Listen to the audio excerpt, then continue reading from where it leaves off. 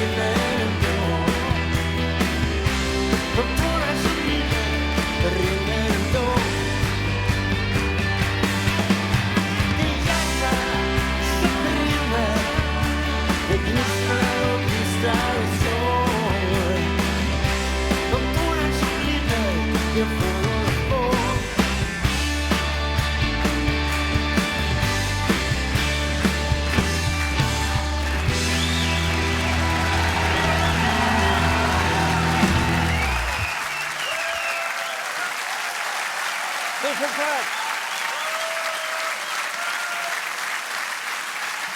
Jag har känt kvällens huvudperson i 45 år. Jag guidade honom och hans kompis Mats MP Persson runt i storstan när de var här för att spela in sin första skiva. Men de hade ju ingen koll. Jag tror inte ens de hade åkt i rulltrappa. Men vi har i alla fall varit med om en hel del ihop. Vi har sovit skafötters hemma hos en miljardärska i Malmö. Och när han satt och blev intervjuad i en tv-soffa i Lissabon så stod jag bakom ett keyboard inuti en konstgjord tårta. Startklar för att playback-fejka Listen to your heart. Och självklart var jag på plats när Gyllene Tider gjorde sin allra första spelning utanför Halland. Det var på ungdomsdiskoteket Village här i Stockholm den 30 november 1979. Och mindre än 3 månader efter den här spelningen på Village så låg Gyllene Tider etta på Sverigetopplistan med singeln Flickorna på TV2. Och resten är modern svensk pophistoria. Välkommen in på scenen, Per Gessle!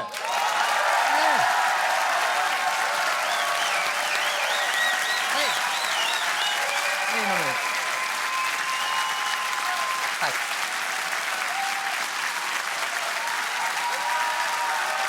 Varsågod till.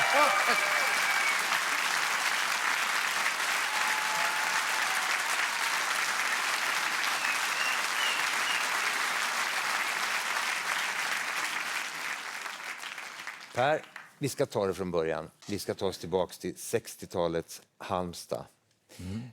Vem var den här killen? Men han levde väldigt mycket i en popbubbla. Det var ju popmusik som gällde redan från dag ett för mig. Det är så länge jag kan tänka tillbaka så är det skivor och musik och romantiken kring popmusiken och lite längre hår på killarna och oväsen och fastbox och sånt. Men var det bara musik? Var det inga andra intressen? Jo, jag var lite intresserad av handboll och fotboll och hockey och sånt också, men det var ju musik som gällde faktiskt. Men jag kommer ihåg att jag samlade ihop mina kompisar och alla hade såna här, kommer du ihåg det här koronspel? Ja, absolut. Så de här pinnarna. Billighetsbiljard. Exakt. Ja. De pinnarna tvingade jag mina kompisar att ha, så skulle vi vara The Animals eller David Dozy, Beaky Meek and Titch. Så ni spelade med dem? Och så mimade vi till de låtarna. Det är min ungdom. Ja, jag ska inte tvinga dig att göra det nu. Men det första riktiga instrumentet då, vilket var det?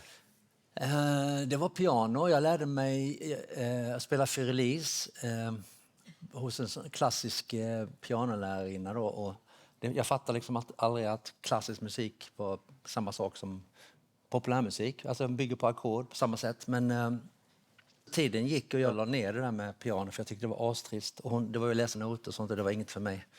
Så jag ville liksom hem och lyssna på Led Zeppelin. Så du kan lite noter? Ja, jag vet ju G-klav och sånt. Ja. Jag kan men ge det mig ett par. Lärde du aldrig basklav? Ge det mig noter så kan jag inte spela efter. Nej. Men när fick du din första gitarr då? Eller köpte du den själv? Eller? Nej, jag fick en nylonsträngad gitarr av min mamma. Det kan ha varit 75, kanske när jag var 15-16. Då hade jag började skriva texter några år innan jag var 14-15. Men jag kunde inte skriva musik, men jag skrev melodier till de här texterna. De här texterna är för övrigt usla. Är de? Ja. Har du någon rad du kan komma ihåg? Nej. Men Men jag skrev de här melodierna till låtarna i mitt huvud då. Och sen så av någon anledning så fick jag en jättefin gitarr av min mamma. Som står där. Den står där? Mm. Här får vi se på den då. Titta.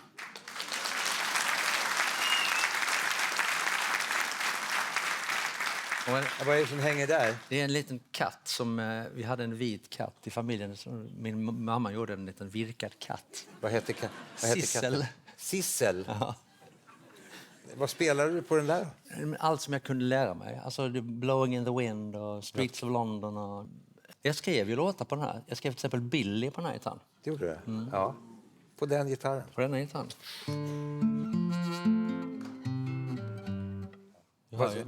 Vad skrev du mer? Jag skrev musik till en Hjalmar Gullberg-dikt. Det var en av de första låtarna. Han skrev mycket bättre texter än jag. Ska jag spela den för dig? Ja, gör det. Vad heter dikten? Lägg din hand i min om du har lust. Jaha. Och jag har ju... Har du alltid med dig den texten till just den låten i fickan? Det här är vad jag ska handla imorgon. Titta.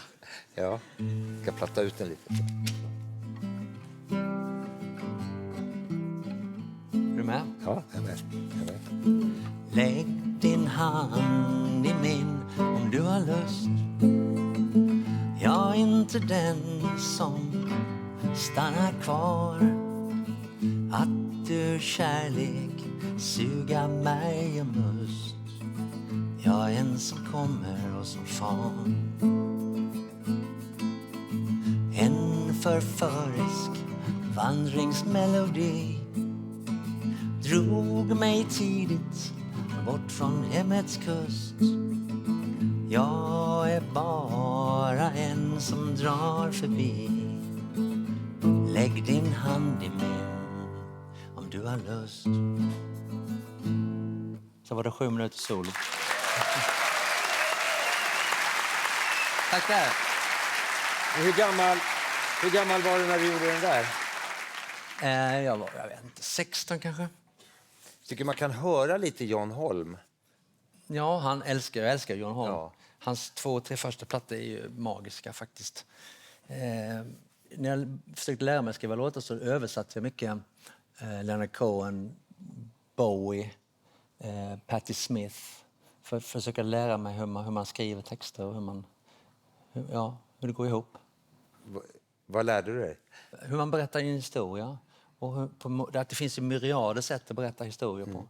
Och det använder jag mig av fortfarande med att man kanske sätter en ton i första versen och sen så byter man helt miljö till den andra versen. Fast det handlar egentligen om samma sak. Alltså det är olika stilar. Mycket sånt. Vi ska snart prata om ditt kriminella förflutna. Men först, är det okej att göra det? Har vi tid med det då? Ja, det har vi faktiskt. Vi har fått extra tid. Härligt. Men först ska vi spela en låt. En Gyllene Tider-låt faktiskt. Ja, vad kul. Som har inspirerats av en film. Ja, jag såg en film med Jack Lemmon som heter Save the Tiger. Och det är en fantastisk film. Och det är en scen där han drömmer tillbaks. Och han får frågan, är det någonting du önskar dig? Som du saknar, som inte har hänt. Så säger han, I want that girl in a Cole Porter song. Så tänkte jag, shit, vilken bra titel. Ja. Ska vi spela den? Det tycker jag. Det gör vi. Ja.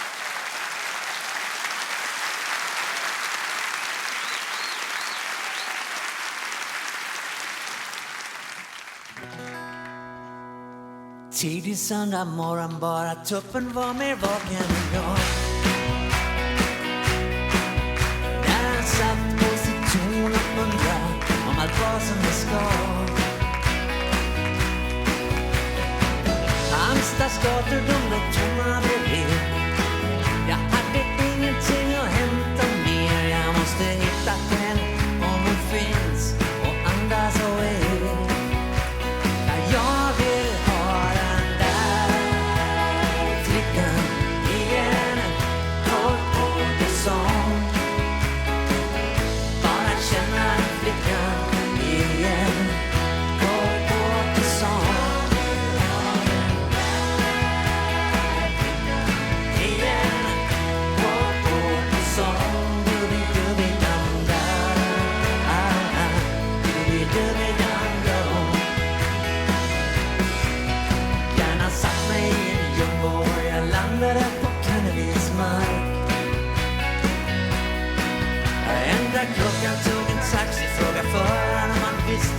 fanns.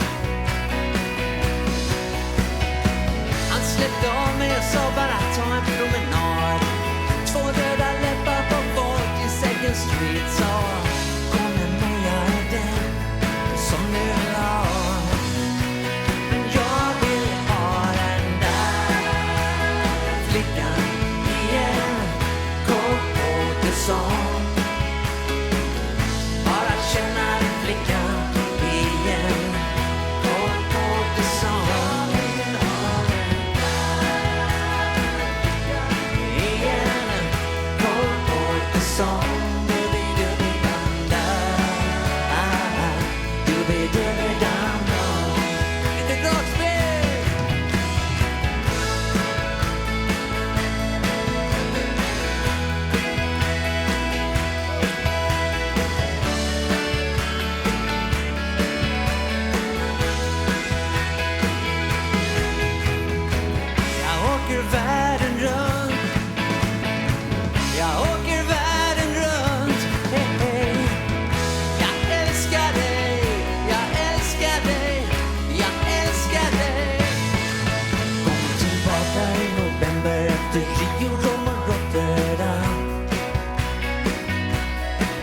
Köper tidningar och ringer runt och läser små annonser när jag kan.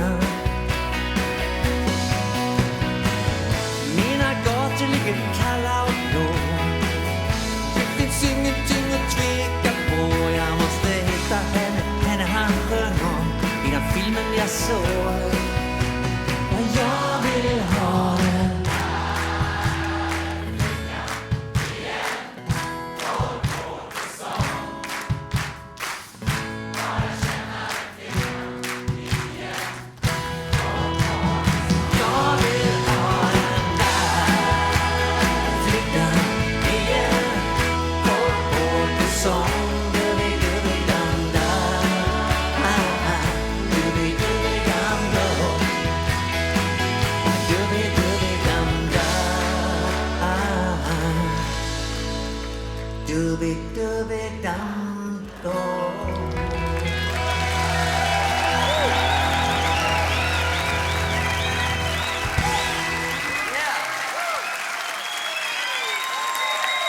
Tack så mycket! Fantastiskt!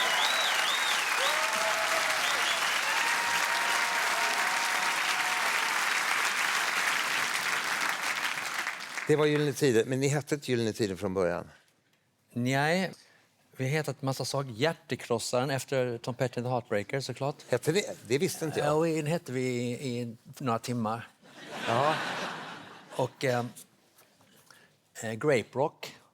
Grape Rock? Ja. Ja. Ja, det är väl det. Vilka var med i Grape Rock? Original Grape Rock var bara MP och jag. Det var vi 2 som startade det hela. Då gjorde vi en massa covers på Dr. Feelgood-låtar till exempel. Patti Smith en gång, nämnde henne igen. Ja, så började vi skriva låtar tillsammans. På riktiga instrument. Varför jag frågar är för att jag har fått tagit ett dokument här. Nämligen, det är en dom. Ja, vi har väl en bild på det också tror jag här. Ja. En dom från november 1977 där du har smugglat in 0,7 liter spritdrycker, 1 stycken elgitarr, 2 stycken mikrofoner, 2 stycken stativ jämte sladdar. Ja. Sladdarna var viktiga. Ja. Var hade ni köpt de här grejerna? I London. Vi åkte till London och jag köpte en Gibson-gitarr och en förstärkare. Wow. Och när vi kom till Sverige så kom vi på att fan, vi skulle ju momsa och vi hade inga pengar så vi chansade och det var ju dumt. Du har erkänt gärningen också. Jag erkände och jag skickade ett ångerbrev till polisen där jag skrev att vi var fattiga studenter som bara ville spela popmusik och bad om ursäkt. Så jag fick tillbaka grejerna men jag fick böta 2000 spänn vilket var en förmögenhet. Det var ganska mycket då. Mm. Men det var ändå tur att du skrev det där ångerbrevet så att du fick tillbaks instrumentet. För det ledde ju sen till att ni spelade och det ledde till en artikel i Expressen. Va? Vi var väldigt ambitiösa och skickade runt demotejper. Så fort vi hade skrivit en ny låt, spelat in och så skickade vi runt den till radioprogram och till tidningar. Och bland annat då Mats Olsson på Expressen som var den första som skrev om Gyllene Tider. Han tyckte väldigt mycket om våra demos. Och han skrev Per Gessle på Hamiltons väg i Halmstad om alla skivbolagen ska hoppa över. Han skrev så? Ja. Och sen stod skivbolagen på kö då utanför? Nej, gjorde de inte. Nej. Sen gjorde ni faktiskt en skiva.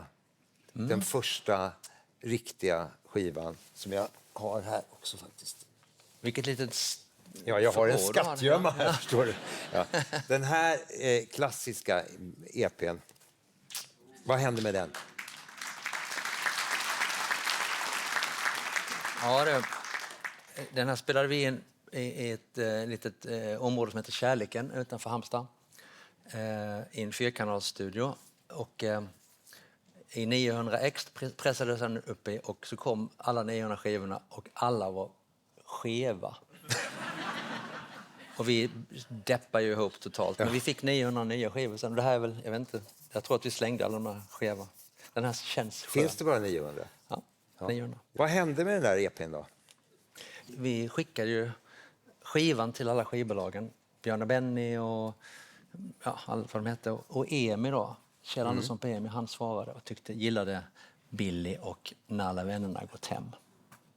Ska vi inte spela lite på När alla vännerna gått hem? Ja, måste vi det? Ja, jag tror det. Okej. Faktiskt.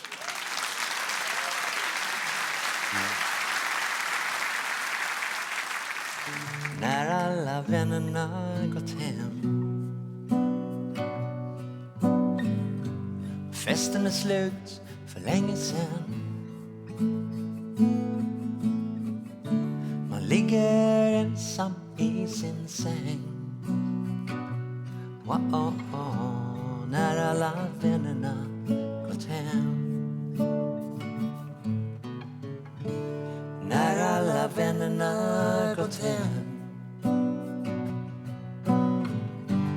Dörren har stängts igen. Mörkret det skrämmer igen.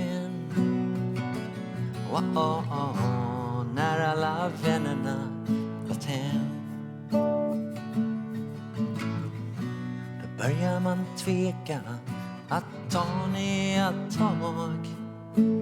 Ensam i värmen, här är jag. Är jag stark eller svag?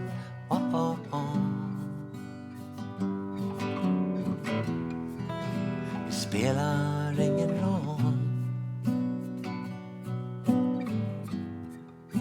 Det spelar ingen roll.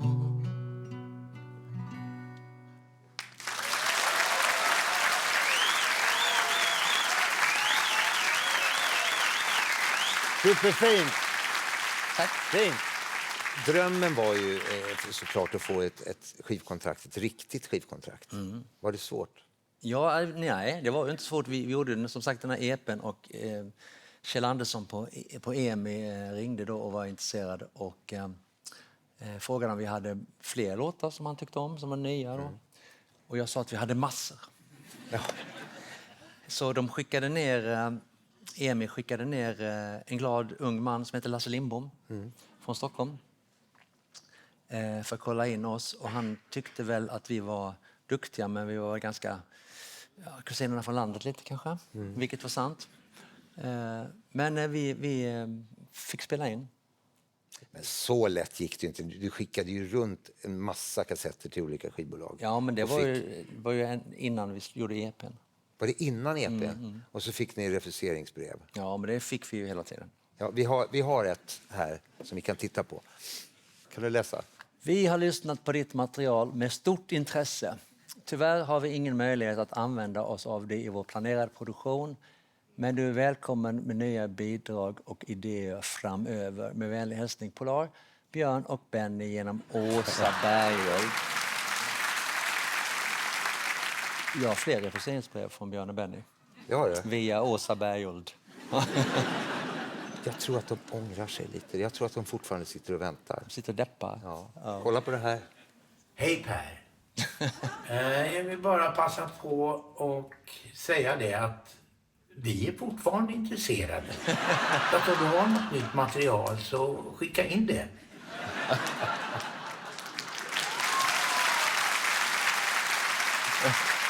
Du ser, chansen finns kvar. Ja, tack Björn. Ja, men så nappade Emil och så skulle ni släppa er första singel. Men ni valde fel A-sida, eller hur? Skivbolaget ville ju tvunget att det skulle vara en låt som hade någon sorts disco-groove. Sådär. Det låg lite som i tiden. Då valde en låt som heter Himmel nummer 7. Och Flickorna på TV2 var ju liksom vår favorit. Och den låg ju på, det blev en dubbel A-sida. Men sen började ju, inte minst, du nämnde Village innan i din ingress. Och Village började ju spela den här. Och sen den började spreda sig. Det är inte så lätt att dansa till Flickorna på TV2, men det gick bra ändå. Det gick jättebra för dem på Village att dansa till Flickorna på TV2. Och på Atlantic också. Sant. Ja. Men det är ju en fantastisk titel, såklart. Och den väckte ju uppmärksamhet. Men du hade ju många liksom, roliga titlar. Då ska vi älska till Buddy Holly och Dansar inte lika bra som sjömän. Och vad fick du allt ifrån? Ja, men jag har ju alltid älskat att skriva stories. Liksom. Så när jag började skriva texter så ville jag att de skulle ha någonting som hoppade ut. Jag älskar ju, som en del tycker jag kallar för nonsense-text, I'm the Walrus. Ja. Fantastisk text. Många av Bob Dylans texter är ju väldigt flummiga, jag älskar dem. Det är ju som The Look är också en sån typ av text. Vi ska faktiskt titta just på den. Vi har texten här. Kan inte du läsa den där texten? Fire in the eyes, naked to the T-bone is a lover's disguise. Banging on the head drum, shaking like a mad bull. She's got the love. Ja, du hör ju, du svänger. Ja. Vad betyder det? Ja, det är ju, förstår du, kan du inte engelska? Ja, men det Det är ju såklart. Ja, det är såklart. Men nästan alla, som jag vet i alla fall, som skriver låtar på svenska skriver alltid först en slags hittepåtext på engelska. Var det här en hittepåtext från början? Ja, första versen, fast detta är andra versen. Hur går första versen? Walking like a man, hidden like a hammer, she's a juvenile scam. Never was a quitter, tasted like a raindrop. She's got the look. Ja. Så det är, nej, men det var ju hela den låten bygger ju på rytmik och då försökte jag hitta ord som hade det svänget som jag letade efter. Vad tyckte den engelsktalande publiken då? De undrade väl vad jag höll på med för droger.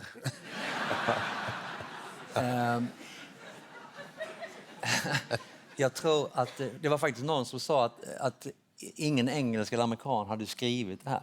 Nej. Och det gjorde att det stod ut, det hoppade ut. Och det blev ju något speciellt. Ja, det här blev er första USA-etta. Och det var liksom början till ditt sagolika samarbete med Marie Fredriksson. Vi ska prata mer om det sen. Men du har ju lyckats omge dig med många begåvade sångerskor genom åren. Och nu ska vi få träffa en till för jag tänkte att vi skulle spela en alldeles ny låt. Kan du berätta om det? Ja, det är en ny platta som kommer i höst som innehåller ganska många duetter, eller väldigt många duetter. Och jag har valt massa sångare och sångerskor som jag beundrar och tycker är fantastiska. Och en av dem som jag tycker är allra häftigast i vår tid är Molly Hammar. Då tar vi in den fantastiska Molly Hammar!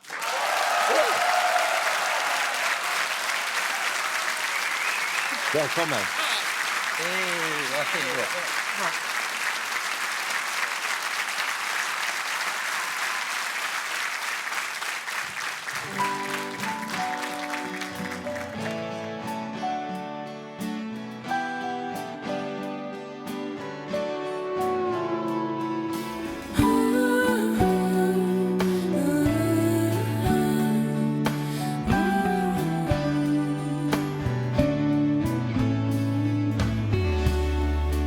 Ingen förstod vad som hände.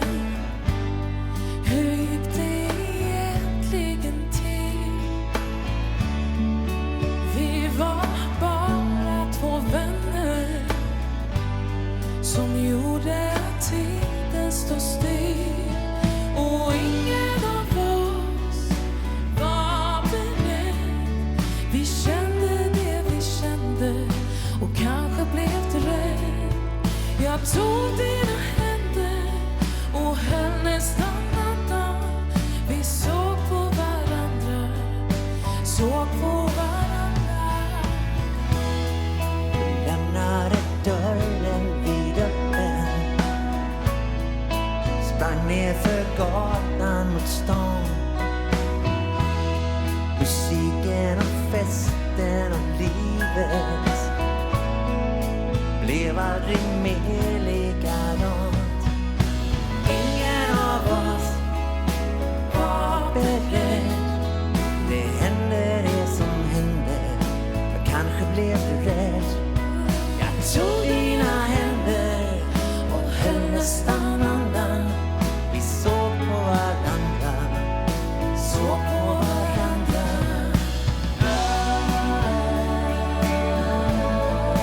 Såg på varandra. Vi såg på varandra.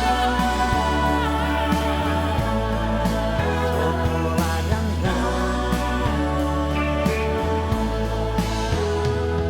Och ingen av oss var beredd.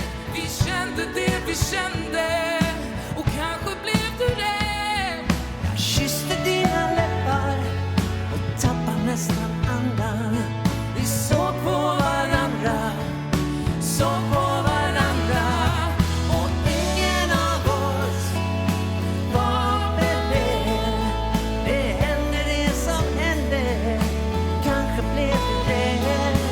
Jag kysste din mun och tappade nästan andan. Vi såg på varandra, såg på varandra. Vi såg på varandra. Vi såg på varandra. Vi såg på varandra.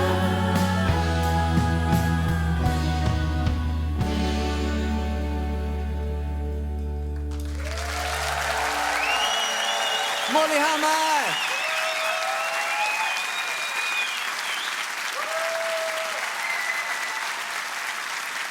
Visst har vi ett fantastiskt band? På klaviatur Jonas Gröning.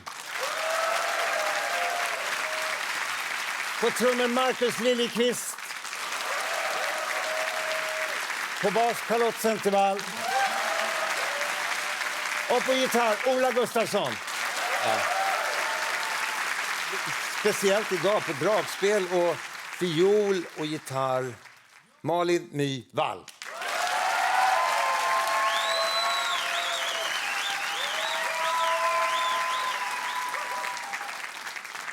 Nej, men du har ju haft otroligt stora framgångar, inte bara i Sverige utan utomlands också. Jag tänkte att vi skulle påminna oss om hur det har sett ut. Kolla här.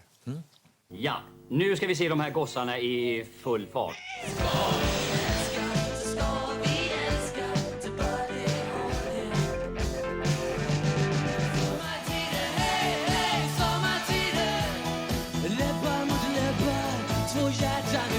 Så frågade hör mig om hjälp. Så tyckte jag det var rätt skoj. Så jag med. Och du sa ja med detsamma? Ja. Och nu har de tillsammans gjort det som är bland det allra svåraste i musikbranschen i hela världen. Roxette som uppnått detta märkvärdiga att hamna högst på USA-listan. Bästa kompositör är Per Gessle. Tack ska ni ha. Puss. Den här skivan har hittills sålt i 3 miljoner exemplar. De skrev en toppenlåt till vår film. Riktigt hjärtknipande. Vinnare, Per Gessle.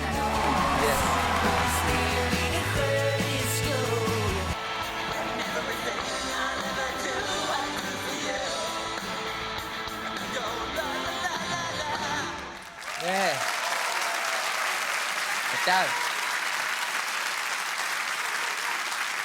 Jag ser att du blir väldigt berörd när du ser de här bilderna. Det är otroligt kul alltid att se Marie. Ja, det tycker jag också. Vad är det för minnen som väcks till liv? Nej, det är ju det är ett långt liv, lång tid. Det är ju så, Gyllene Tider var ju fantastiskt på 80-talet, men det är klart att det blev ju en helt annan grej när Roxette slog igenom. Vi höll ju på, vi hade ju man säger 8 år ungefär som vi bara jobbade dygnet runt. 88 till 95. Fantastiska år. Vad var det största ni fick vara med om, tycker du?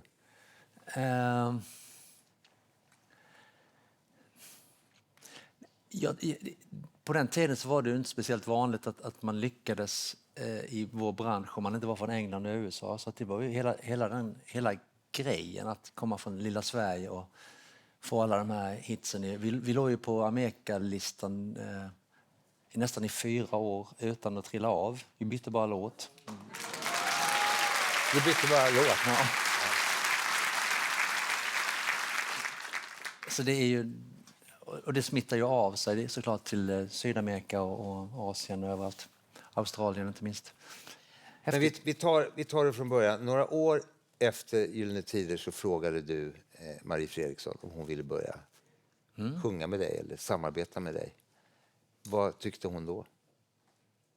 Marie var ju stor då, alltså, som soloartist. Ja, alltså Marie och vi lärde känna varandra i replokalen i Harplingen 1979 eller något sånt där. Så vi var ju goda vänner och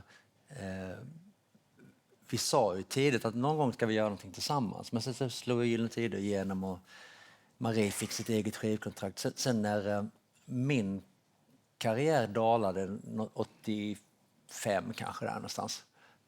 Då var jag föredetting när jag var 26 liksom. Det är lätt att bli. Ja. Det jag gjorde mycket då 84-85 det var att skriva låtar, framförallt texter till andra artister. Bland annat så skrev jag en låt till Pernilla Wahlgren som hette Svarta glas. Som de aldrig kom tillbaka om de gillade. Du skickade den och de hörde aldrig av sig. Nej, det var hennes skivbolag hörde aldrig av sig. Vad hände med Svarta glas? Jo, men jag spelade upp den för mitt skivbolag då, eller jag hade inget skivkontrakt längre, men jag spelade upp det för dem och chefen där, Rolf Nygren, han hörde den så sa han, skrev en engelsk text till den här låten så kan du spela in den med Marie, för det är precis den låten som du alltid har snackat om ni skulle behöva. Så jag skrev en engelsk text som heter Never Ending Love och det blev den första Roxette-singeln. Och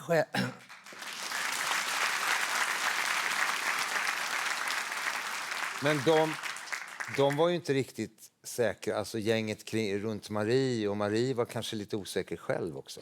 Ja, alltså förutsättningen för detta var ju att det var på engelska. För det var ju någonting som inte konkurrerade då med Maries karriär. Marie hade ju, som du sa innan, hon var ju på väg uppåt med sin karriär. Så att jag blev ju överlycklig att hon gick med på detta och spelade in Never Ending Love. Och det blev ju en sommarhit 86 i Sverige. Men ni var lite hemliga. Ja, det var ju för att inte Maries, om något skulle gå fel så skulle inte det påverka Maries karriär. Så här såg första skivomslaget ut. Det var ju ett strategiskt drag från skivbolaget. Min chans att få behålla Marie, det var ju att det skulle bli att på något sätt försöka få det att bli framgångsrikt. Så att jag det måste ha varit en press. Ja, det var det ju såklart. Jag hade gjort en svensk platta som aldrig blev inspelad för det var ingen som ville ha den. Den översatte jag till engelska blixtsnabbt och det blev Roxettes första platta. Aha.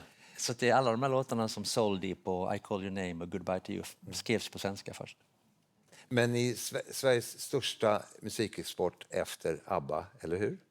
Ja, det antar jag. Och ni fick med en låt i en av världens mest populära filmer. Marie har varit med i det här programmet också en gång och då sjöng hon den här låten. Så här liksom avskalat i soffan. Ska inte vi göra det också? Hintade du det någonting nu? Absolut. Klart vi ska. Är du med? Capo 3. Varför inte?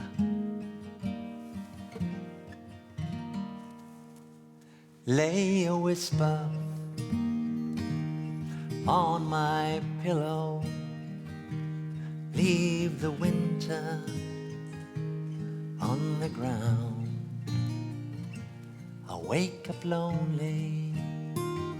This air of silence in the bedroom and all around. Touch me now.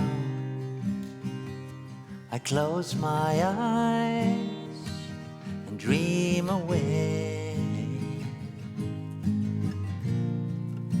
It must have been love, but it's over now. More than ain't good, but I lost it somehow. It must have been love, but it's over now. From the moment we touched till the time had run out. Är du med? Make believing we're together, that I'm sheltered by your arms, but in and outside I've turned to water like a teardrop in your palm. And it's a hard Christmas day. Yes, it is. I dream away. Kom igen nu. It must have been love, but it's over now. It was all that I wanted. Now I'm living without. It must have been love, but it's over now. It's where the water flows. It's where the wind blows. It must have been love.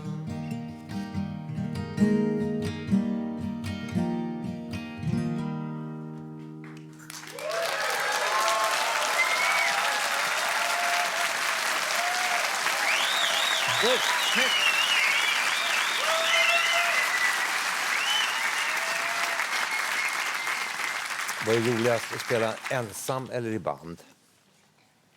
I band. I band? Mm. Varför då? Därför att man är del i ett pussel. Jag tror att det är väldigt skönt att vara det. Att man hittar sin roll. Jag brukar alltid säga till alla unga människor, det är de flesta på jorden, det var ni i min ålder, Ja. att alla borde prova att spela i ett band. För att det är en fantastisk grej att känna att jag gör det här och du gör det och du gör det och du gör det. Och tillsammans blir det så här fantastiskt.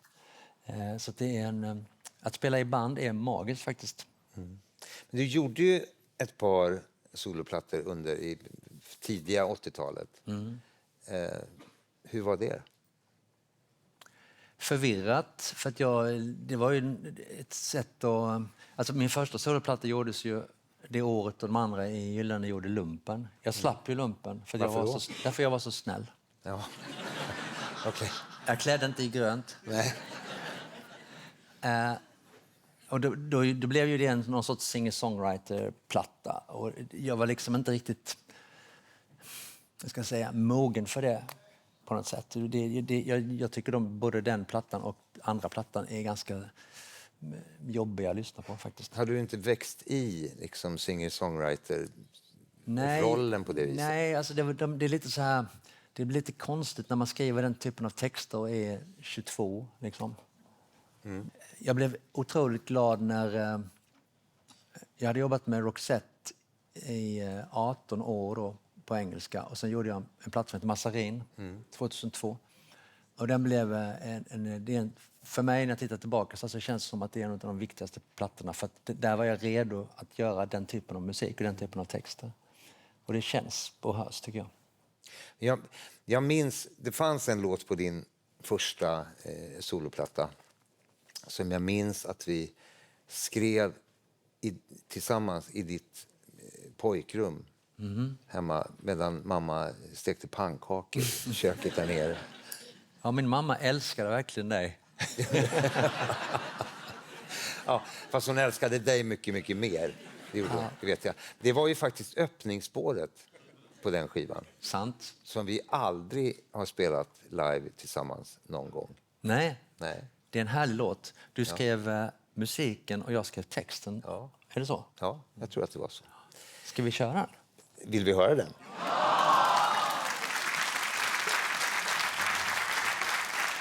Par på 2. Par på 2. Black Plektrum. Nej, mesigt. Mesigt. Tumme va? Är du med? Ja. Jag är på väg någonstans. Jag har låtit tåget ta mig med en tom kupé. Gud, jag är trött. Sitter tyst och blundar. Långt borta hör jag skratt och stim och spel. På väg här bredvid. Åt samma håll och öst. Från en dag till en annan. Det gäller alltid samma sak. Att fånga känslan av att veta att man lever. Det gäller alltid samma sak.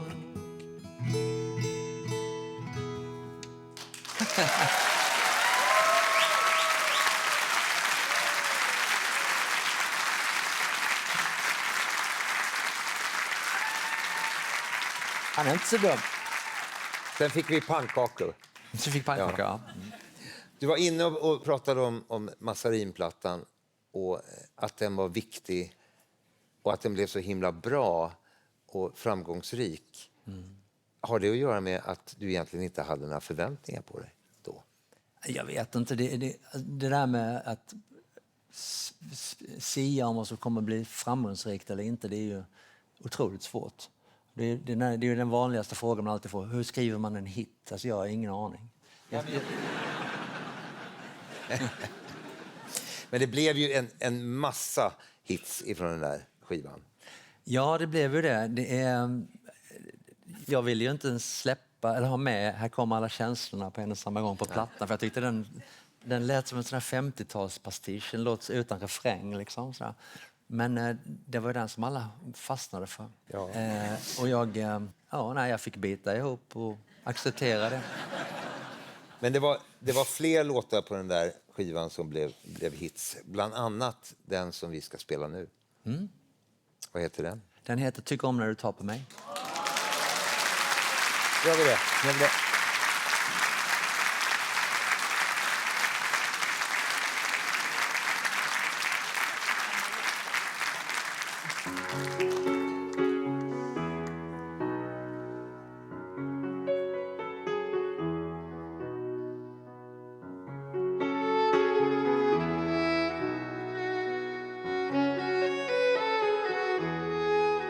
Kommer du ihåg en vintertid? Du såg ett famlande, ramlande, ångande lokomotiv. Sen kom förvandlingen, den stora ljusa sommaren. Igen. Jag tycker om när du tar på mig. Jag tycker om när jag ser dig vid min sida. Tycker om när du finns hos mig. Jag tror det aldrig kan bli bättre än så här.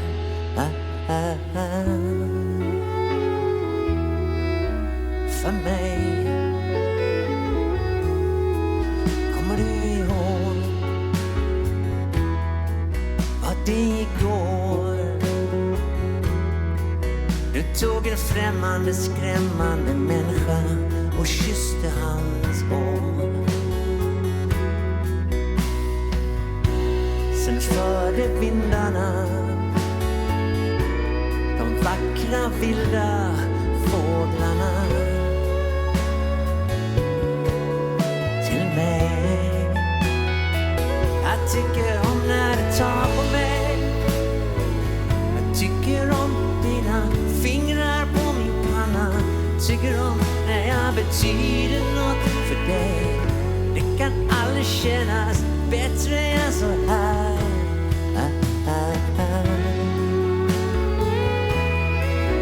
För mig. För mig.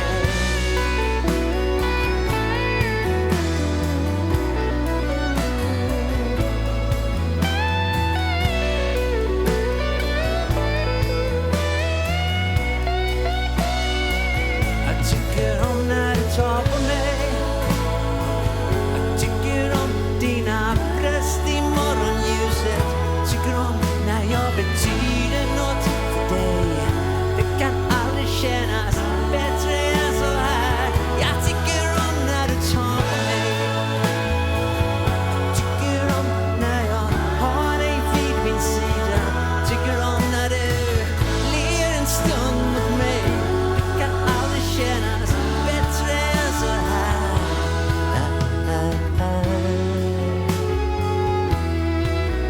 För någon, för mig, för mig.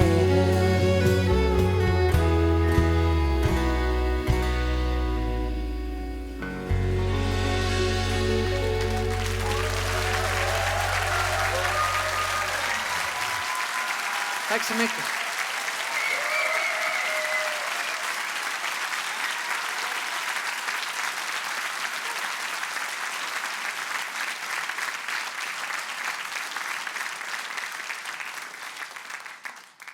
Snabbfrågor. Dur eller moll? Dur. Det trodde inte jag. Jo. Jobbar man i moll så är man liksom låst i moll på något sätt. Jobbar man i dur så kan man, om man är lite snillrik kan man få fram en mollkänsla även bara med durackord. Så det här vemodet kan man få fram med durackord som du är lite fast i om du jobbar i moll, tycker jag. Världens bästa låttitel? Love Hurts tycker jag är en bra titel. En bra låttitel ska ju göra en nyfiken på låten, och det gör man ju av Love Hurts. Då vill man ju ta reda på vad den... Varför? Vad handlar den här om? Du skriver ju helst själv. Du skriver inte så ofta tillsammans med andra. Men om du var tvungen att skriva tillsammans med någon, vem som helst i musikhistorien, död eller levande, vem skulle du välja då? Nej, men min stora musikaliska hjälte är ju Tom Petty. Så att jag känner igen mycket i hans stil i min egen stil på något sätt. Vi har ju helt olika traditioner egentligen, men det finns likhetstecken där. Han var en fantastisk låtskrivare, textförfattare också. Burt Bacharach är en annan som jag alltid har beundrat. Det är en annan musikalisk nivå än vad jag befinner mig på, men det är fantastiskt att kunna vara på den nivån och ändå skriva så enkla melodier som man baxnar. När du plockar upp en gitarr, vilket är det första ackord du tar då? Du får prova. Ja, men jag vet inte vad det är för ackord, men jag tar alltid det här ackordet. Amel-7 kanske? Ja. Är det en Amel-7? Fast det är en riktig durkille.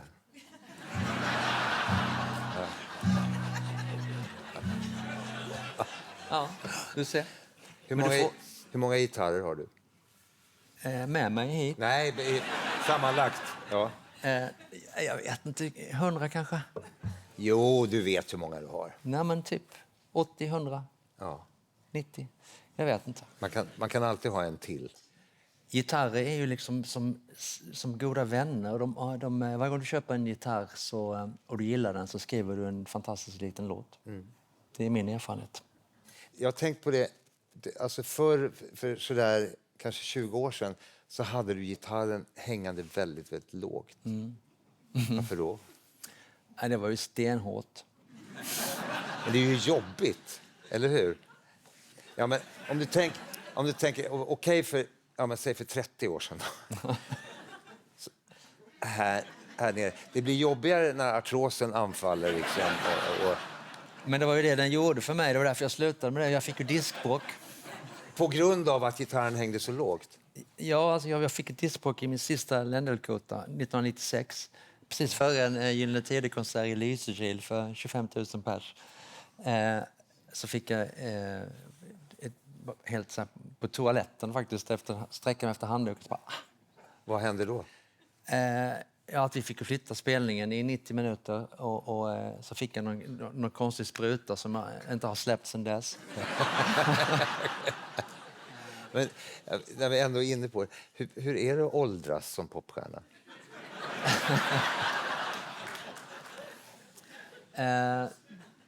Det är inte så dumt. Jag har krönt min karriär nu med att bli omslagspojke på Senioren.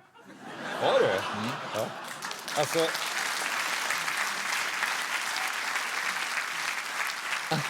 Vad kul att du säger det, för jag har det faktiskt här. Ja, fint, va? Ja, jag fick den hem i brevlådan, det måste ha kommit fel. Men ser du några fördelar med att bli äldre då, i den här branschen? Jag kan inte se någon direkt fördel med att vara äldre i vår bransch. Sådär. Men jag tycker att det är inte så tokigt att bli äldre som människa. För det finns ju jag är betydligt lugnare och jag tar alltid lite mer med en klackspark nu än tidigare på något sätt. Det är inte så viktigt saker och ting som det var förr. Det finns ju en framtid också. Det ska komma en musikal. Kan du berätta om den? Ja, det kommer en Roxette-musikal som startar i 6 september nere i Malmö. Som heter Joyride. Och det är ju helt ny värld för mig. Jag har ju aldrig gett mig in i det förut. Mycket spännande. Det kommer Gyllene-filmen i sommar också. Och sen kommer det en massa andra nya hyss nästa år som inte ni känner till. Jag tänkte att vi skulle avsluta programmet med en av de där låtarna som är med i Roxette-musikalen. Och jag säger när vi repade, det var som att vara 12 år och vara i replokalen. Det var länge sedan jag hade så roligt faktiskt. Det märktes på dig. Ja, det. Per, stort tack för att du kom och för 45 års trevlig vänskap. Tack. Tack.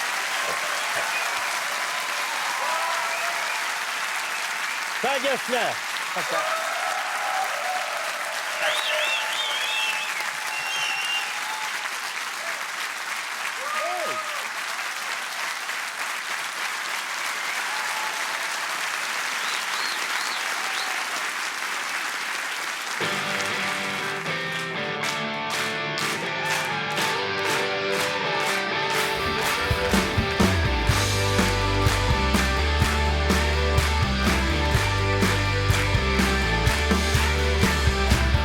I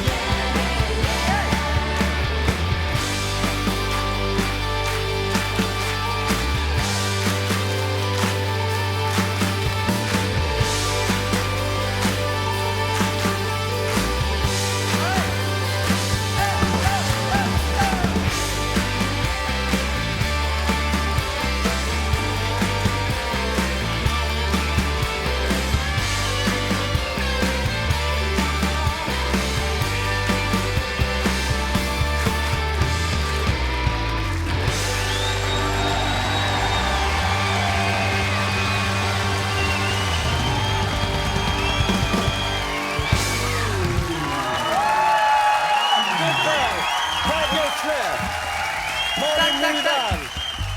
Den fantastiska Miriam Bryant.